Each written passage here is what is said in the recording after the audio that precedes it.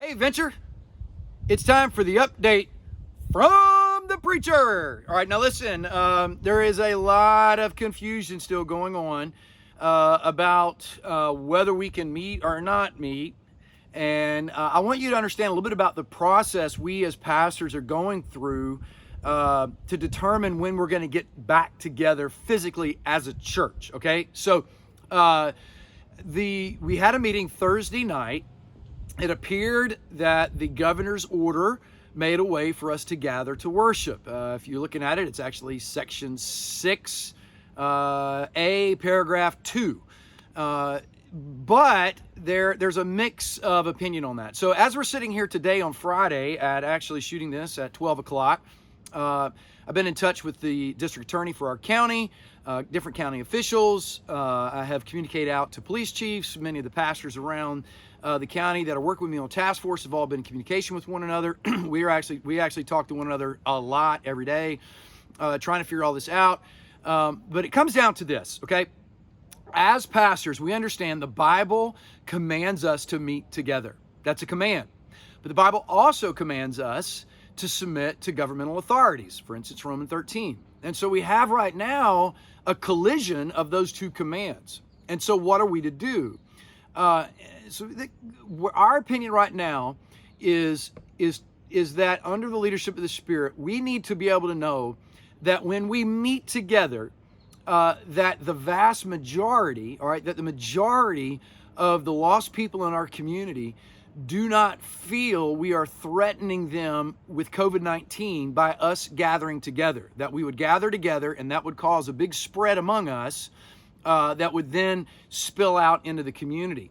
And so it's one thing for the church to be willing to put their lives on the line to gather. It's a whole nother thing to put the lost community's life on the line to gather together. So so that's a big component of what we're trying to pray through as pastors, and whether or not we should meet next week or the week after or when that might be.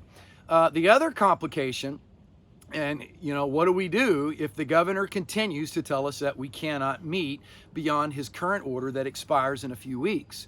And I don't have the answer to that question yet. We have a United States Constitution that says we have a First Amendment right to assembly. We have a state constitution that makes it very clear the government cannot interfere with our right to express and have religion. And then we also have the scriptural piece there. And on the other side of that, we have orders by the state, and at one point we have one by the county that said we can't meet. So it is a very complex issue. I want you to know that we're taking it very seriously. We're consulting our lawyer for the church, and I'm communicating constantly with the entities involved in our government from local all the way up. And so I appreciate your prayers. I understand there are many of you that wish we would have never stopped gathering and really have the opinion that we should gather back together now. And I understand there are others of you that are in an opinion that, hey, you know what, it's not a good idea. And I also understand, the last thing I want to say, I also understand there are a lot of you out there who are getting financially destroyed by the stay-at-home orders. From you got laid off and you still have not got an unemployment check and you've been calling. I want you to know I have been expressing that frustration continually to every level of government that's tied back to us. I understand there are businesses that the big corporate business that does what you do has been able to operate and stay in business. But you as a small business owner were required to stop. And I agree, that is the dumbest thing I've ever heard in my whole life. It makes no sense whatsoever why you could buy a shirt from Target but couldn't buy a shirt from your boutique. I agree with you. It makes no sense. And so I understand the pain that many of you are in.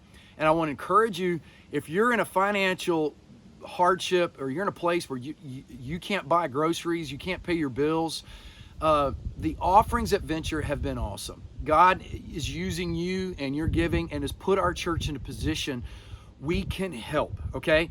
So don't be shy about contacting us. Let us know what's going on. If you're in a situation where you've run out of options, please let us know how we can help you, all right? And so we want to be able to do that, and we can do that because the offering has been so good over these last few weeks. Our church right now is in a great position financially. And if you continue to give, we're going to continue to be in a great position financially as we go forward. The financial impact of this is not going to stop when the government order lifts. Unfortunately, that wave is going to go far past phase one stay-at-home order. And so let us know how we can support you, pray for you, and come alongside of you. So, hey, that's the update from the preacher. Don't forget, online worship service launches at 9:30 on Sunday morning. Thousands of people are watching this. If this is what we're stuck in right now, let's make sure we're getting thousands more to hear the gospel. I love you. Go, man, go.